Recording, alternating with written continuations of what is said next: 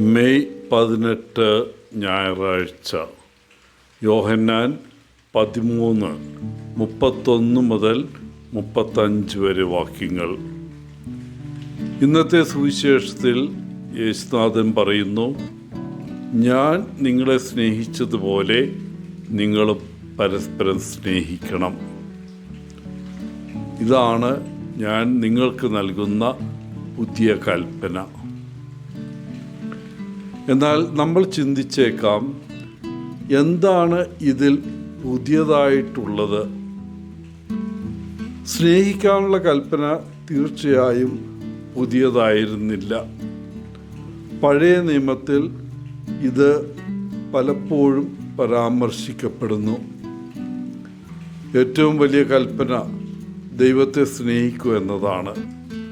അടുത്തത് നമ്മുടെ അയൽക്കാരനെ സ്നേഹിക്കുക.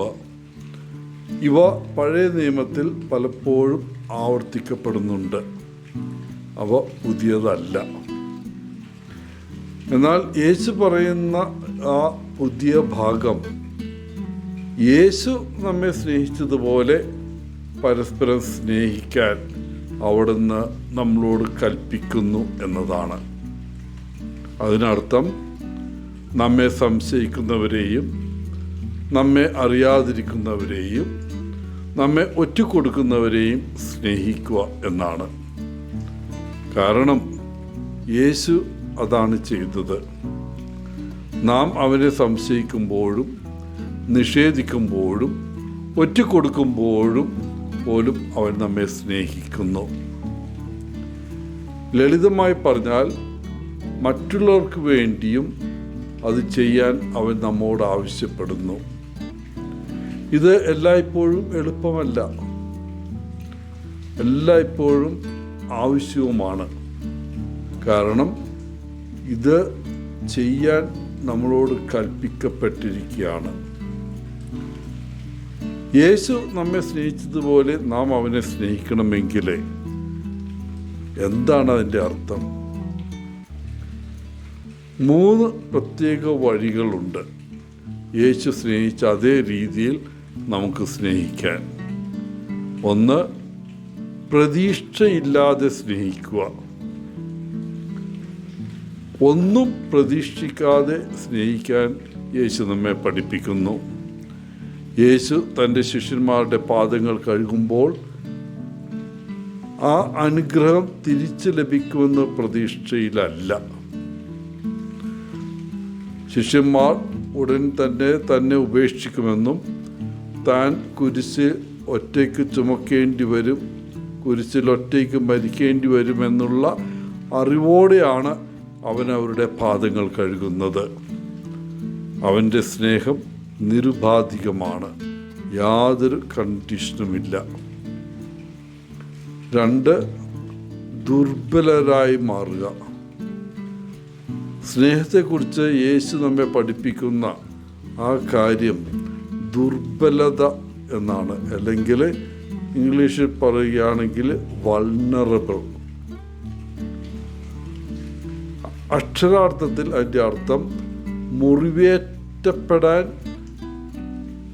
തയ്യാറാവുക എന്നാണ്. നമ്മൾ ദുർബലരായിരിക്കുമ്പോൾ മുറിവേൽക്കാനുള്ള സാധ്യതയിലേക്ക് നാം സ്വയം തുറക്കുകയാണ്.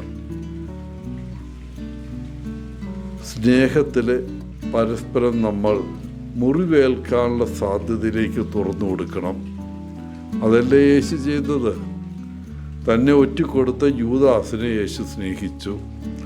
തന്നെ അറിയില്ലെന്ന് നിഷേധിച്ച പത്രോസിനെ അവൻ സ്നേഹിച്ചു.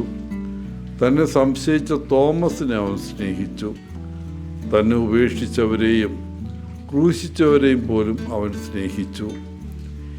ഈ മുറിവുകളിലേക്ക് അവനെ തള്ളിവിടുന്ന വിധത്തിൽ യേശു സ്നേഹിച്ചു.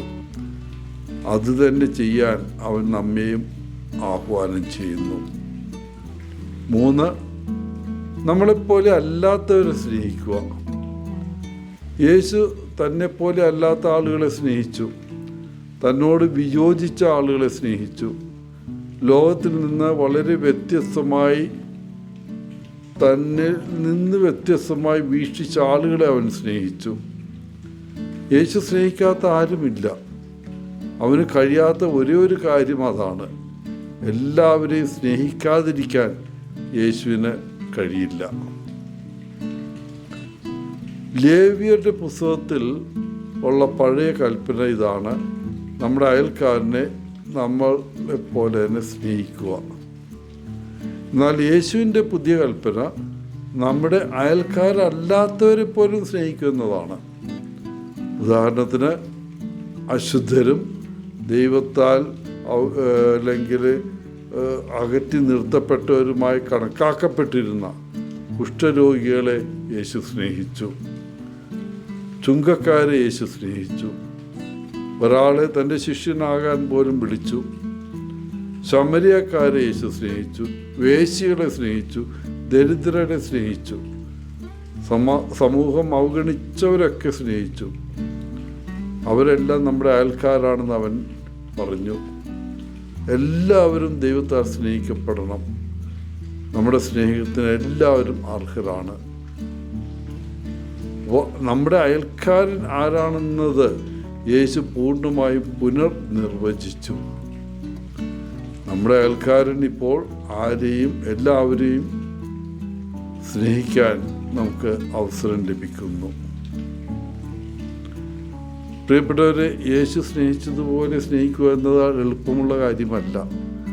ഒരു അജണ്ടയോ പ്രതീക്ഷയോ ഇല്ലാതെ നിരുപാധികമായി സ്നേഹിക്കുക എന്നത് ഒരിക്കലും എളുപ്പമാകില്ല. നമ്മെ ദുർബലരാക്കുന്ന തരത്തിൽ, വേദനിപ്പിക്കാൻ ഇടയാക്കുന്ന രീതിയിൽ സ്നേഹിക്കുക എന്നത് ഒരിക്കലും എളുപ്പമാകില്ല. നമ്മളെപ്പോലെ അല്ലാത്ത ആളുകളെ സ്നേഹിക്കുക എന്നത് ഒരിക്കലും എളുപ്പമാകില്ല. പക്ഷേ അത് സാധ്യമാണ്. അല്ലെങ്കിൽ യേശു അങ്ങനെ ചെയ്യാൻ കൽപ്പിക്കുമായിരുന്നില്ലല്ലോ. എല്ലാവർക്കും നല്ലൊരു ഞായറാഴ്ച ആശംസിച്ചുകൊണ്ട് ഒത്തിരി സ്നേഹത്തോടെ പോളച്ചൻ CSSR ഫ്രം ബാംഗ്ലൂർ.